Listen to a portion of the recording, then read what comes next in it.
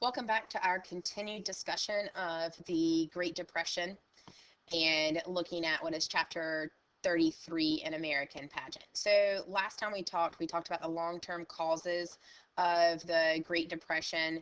They were lack of profit in key industries, problems farmers were having, consumers not spending, living on credit, uneven distribution of income. We said the short-term cause was Black Tuesday or the stock market crash. And we mentioned that President Hoover believes in rugged individualism. He doesn't offer a lot of government solutions. We talked about the bonus army. And then we ended with looking at the election of 1932, in which Franklin Roosevelt won for the Democrats, and that he spends this time period between the time he's elected in November and then when he actually takes office in March of 33, working with his brain trust to create a solution to the Great Depression that was something different than what was being offered with Hoover's rugged individualism. So we're going to take now, before we get into our discussion about the New Deal and FDR, and look at how the Depression really changed lives and affected people at the time. So one of the first concepts, and I'm going to be on this slide for a while talking about the bullet points, so you may need to write things down. I mean, you should be writing stuff down anyway, but I don't have slides with all the notes on this. This is just bullet points of things that are in my head. So a shanty town and a Hooverville are the same thing. What happened was, as people began to lose their jobs, and as they, with the result of losing their jobs, began to lose the ability to stay in their homes, people began having to come up with a solution of what to do without housing. Again, remember, this was before any government interference. There's no WIC, there's no food stamps, there's no Section 8, there's no nothing. None of that is available to you. And if you lose your house, then you just lose your house. And maybe relatives can take you in, but maybe they can't. And so people began congregating and moving into these made-up tent cities on areas of public parks, of vacant land. And so you can imagine Steve loses his job, and Steve goes and tells his wife Caroline that them and their 9 children are going to have to move because they can't pay the mortgage anymore. The bank's taken over the house, or they can't pay the rent anymore. But he set them up a nice little place on the park between 13th Street and 14th Street, and they're going to live there. And they're not going to be alone. And when they get there, there are lots of other families that are now living in these tent cities or homes made of cardboard and tin, and that's where they're at. And people began to refer to them as Hoovervilles in their effort to blame Hoover for the problems of the Great Depression, that it's Hoover's fault that they're there, that Hoover created these shanty towns. And men took it upon themselves to leave these shanty towns often and go find work. Where am I going to live? Where can I find a place to be? Because it was the expectation, to much more of a degree than it is now, that men provided for the family, that was the man's role. And what a blow it was to the male psyche and anyone that is expected to do something and you just can't do it. Not because you're not trying. You're given everything you got. There's just no jobs to be had. People aren't hiring. And so men would often leave and ride, and I'm getting into another topic. I'm actually talking about hobos right here, so I'm kind of going over another slide, that men would often leave the homes and hop trains without a ticket, which is illegally, that's the term for a hobo, and try to find work and send that money back to their family. And then sometimes they just never came back. They couldn't face the shame of not being able to provide for their family. Soup kitchens. A charity would serve soup one day a week or one meal a day. And often when you look at these lines, it's lines of men, sometimes children. Bread lines are the same thing as a soup kitchen, but giving out bread. What's fascinating to me, and there's a very famous image of people standing in line. I'm trying to see if it's on this one, it isn't. People standing in line outside a soup kitchen, actually, and a bread line actually operated by Al Capone. And everyone in line is white. Because something you want to understand is that segregation and discrimination and racism didn't go away in the 1930s. It amped up. And that if there is a group that was more devastatingly affected by the Great Depression, it is the African American community. Because if I'm only going to hire one person, I'm hiring the white man. I'm not hiring the African American. I could have hired the African American and paid him way less than what I'm going to pay the white man, but I want to give the white man a job. And so racial tensions and discrimination increase. They are not going away in the Great Depression. We're not banding together. It's every man for himself. Your life changed. You had to make do with what you had. People found ways to stretch the dollar or stretch the goods that they had. But it still was difficult. And one of the biggest escapes for people, believe it or not, was the movies. Movie production in the 1930s and the Great Depression continues. And I'm sure you're thinking, if you only have 20 cents to your name, why are you going to spend that to go to the movies? Because movies offered an escape. They offered a way to get away from the just heck, gosh darn crappiness of life. And you could go escape for 2.5 hours for a nickel and find yourself somewhere over the rainbow. And people wanted that. They needed that. It was still there. So those things of entertainment that we talked about in the 1920s don't go away because people still needed that escape. They still needed what entertainment industry was offering, whether it be we're all gathered around the one radio that the entire neighborhood has or that's available in our Hooverville. I'm going to spend this last bit of money I have on bootleg gin. People still wanted and desperately needed the escapes that the entertainment industry, I'm not trying to say gin is an entertainment industry, offered. So that continued. The Dust Bowl. So there is a book by John Steinbeck, Steinbec, called The Grapes of Wrath. John Steinbeck, The Grapes of Wrath. The Grapes of Wrath by John Steinbeck, that you should know. I'm not asking you to read it. If you want to, you can. If you want to spark note it, you can. But it's something you should be familiar with. You should be familiar with that title. It is often seen as the novel that encompasses the impact of the Great Depression. I have seen it asked multiple times on the AP exam. Just like they expect you know what The Great Gatsby is. Just like they expect that you know Uncle Tom's Cabin.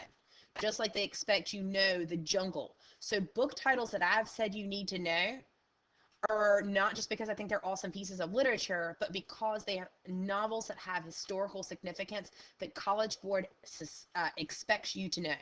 So The Grapes of Wrath tells the story of the Joad family and their experience, and they're Okies, and they have to go out west, and they're trying to find work because they had lost their farm. I don't want to ruin it for you. That's pretty much the gist. So the Dust Bowl. So farmers already were in a bad economic situation prior to the, I just feel the feedback and this is so bad. I apologize. They had already had problems prior with just agricultural production and that sort of things. And then the weather does them a real negative, and it's known as the Dust Bowl.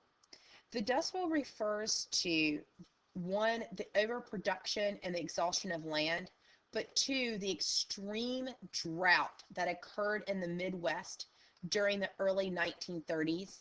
And the drought and the wind sweeping across the plains caused the soil to be picked up, and they had these massive dust storms. There are stories of dirt from the Midwest showing up in New York. The winds carried it that far, and these massive dust storms where the animals were dying, and when they found out why they died because their bellies were full of the dust and the sand. One of your assignments is going to be to watch the America Story of Us, the one about the 1930s, and it will go over a lot of this in there. And so people in the Midwest were losing their farms because they weren't able to produce the goods. They were either because of the Dust Bowl or there wasn't a high demand for them, and then even if it was, no one could afford them.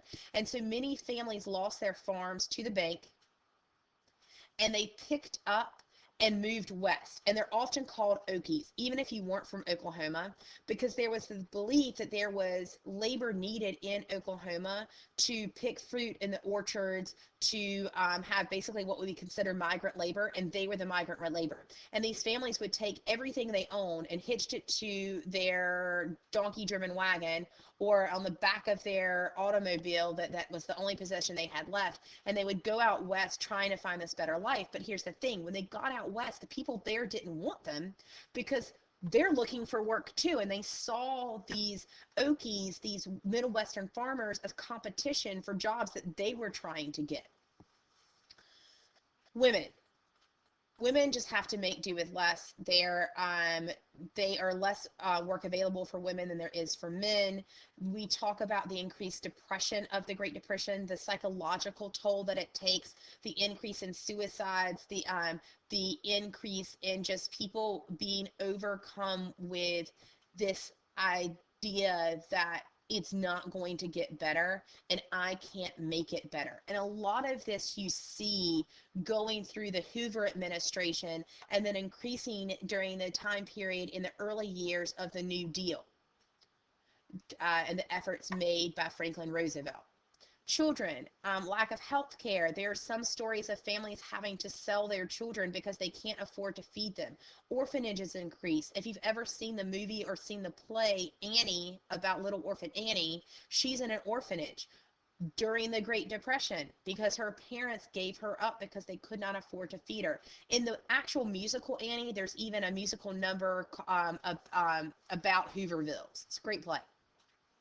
Schools closed because there's no tax money available to run the schools. And for whatever reason, it's not going to the next slide. Now it is. So FDR calls his program the New Deal. And it's the idea of he's going to offer Americans a new deal, a new chance at life. Do not get Franklin Roosevelt's domestic plan confused with the plan of his distant cousins. I was getting ready to call him Stephen Roosevelt, Teddy Roosevelt, and his square deal. And so the focus of the New Deal, and you want to be able to say the New Deal is this, it's FDR's domestic plan and his approach to solving the Great Depression.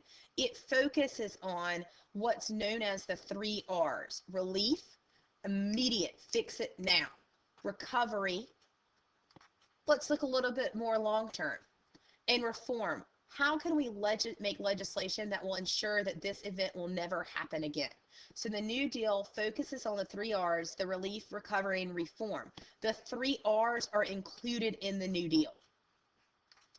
And he develops this thing called fireside chats. And these are radio addresses that FDR would give weekly, however much they were necessary, that addressed and told the American people, here's what's happening, here's what your government is doing, here's why we're doing it, here's how it's going to impact you. And people respected the heck out of that, because how much would we appreciate the government saying, raw transparency, here's what we're doing, here's how we're working for you, and here's how what we're doing is going to impact you.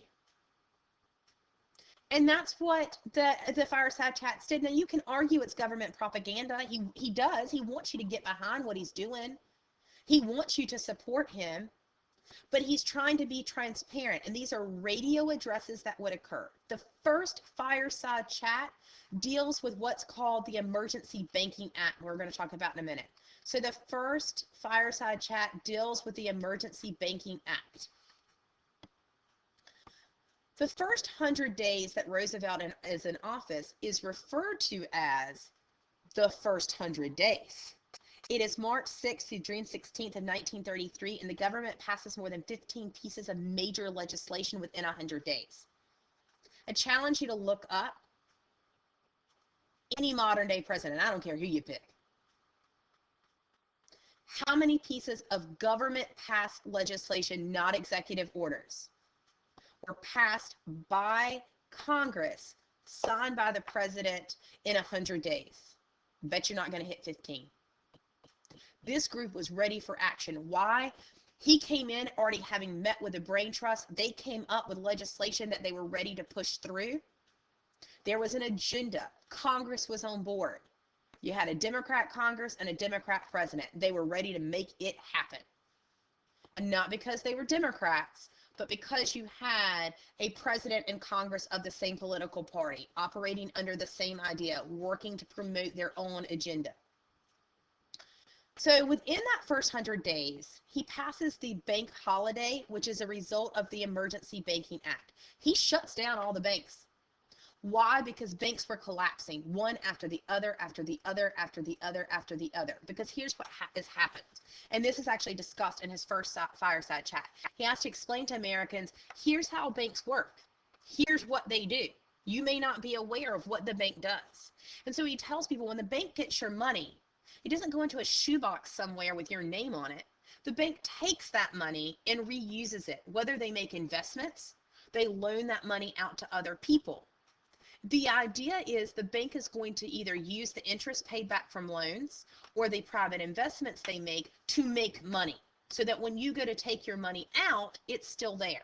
The problem that was happening, because the banking industry was unregulated, really occurring post stock market crash, is that the banks had made unwise financial investments and they weren't making that money. So when you came to get your money, the bank didn't have any money to give you.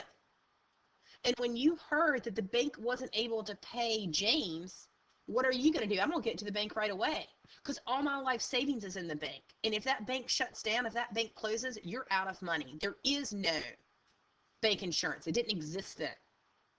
So you had what are known as runs on banks. If you've ever seen the movie It's a Wonderful Life, there's a scene in there that shows you what a run on a bank is. We'll watch it in class. And when you look at these, the real issue that's coming up is that the banks are collapsing and people are left with nothing. And let's say you lose your job. So now you've got zip, zero, zilch. Any retirement you had is gone. All of that is gone. It was so devastating. And so what FDR wanted to do is he wanted to close the banks. He wanted to allow the government to inspect every bank, which is the Emergency Banking Relief Act, or the Emergency Banking Act. And he's going to make sure that the government is able to fix the problem. He's going to ensure that. And when your bank is healthy, your bank will open up. And so the first ever fireside chat is about that and explaining it to people. We're hopefully going to listen to it in class. You need to know what a bank holiday is. The Emergency Banking Act, the Emergency Banking Relief Act, is an example of the 3 R's. It's relief. The Glass-Steagall Act is an example of reform, and it creates the FDIC, the Federal Deposit Insurance Corporation, which says that in the future, your deposits are guaranteed for a certain amount of money. If your bank closes, you're not losing all your money. You're going to be able to get that money back. It's just going to be up only certain dollars. All right, so hopefully this is coming back good and clear. I had to pause it for just a second.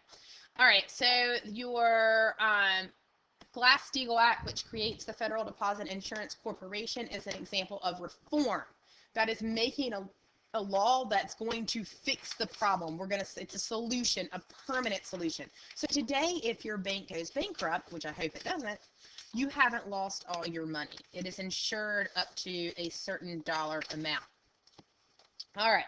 So let's look at the Federal Securities Act. This is a reform that says corporations must provide you with correct and complete stock information. So it used to be that companies would either withhold information or they would print false information. And so when you went to go buy stock in a company, you weren't necessarily aware of everything you needed to be aware of. It wasn't all shared with you. And that's a problem, right? You want to make an informed decision. I don't want to invest in Lewis's sock company if Lewis's sock company isn't making money. That's not a good and wise choice for me. So both of these are examples of reform. Reform. All right, we will do this in class. But what follows and what you see on this page that looks intimidating is a list of several New Deal agencies and plans that were created within the New Deal. The purpose of the vast majority of them is to get people back to work. And when we talk about this, we want to talk about how it is that he is able to fund all this. So just bear with me, and then I'm going to end this Edpuzzle after this discussion. All right, so hold on. These agencies, I'm going to focus on a couple of them. The Agricultural Adjustment Act, or the AAA. The agencies are always known by their initials. And what the agency's title is usually what it does. You need to at least know the ones I highlight in your Edpuzzle, and at least the ones on this sheet here.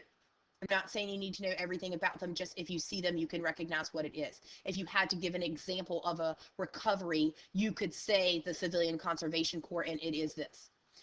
So the Agricultural Adjustment Act was a plan that was designed to, in its simplest form, as easy as I can make it, to compensate farmers, or to encourage farmers to not plant little, so that it would cause the price of agricultural products to go up.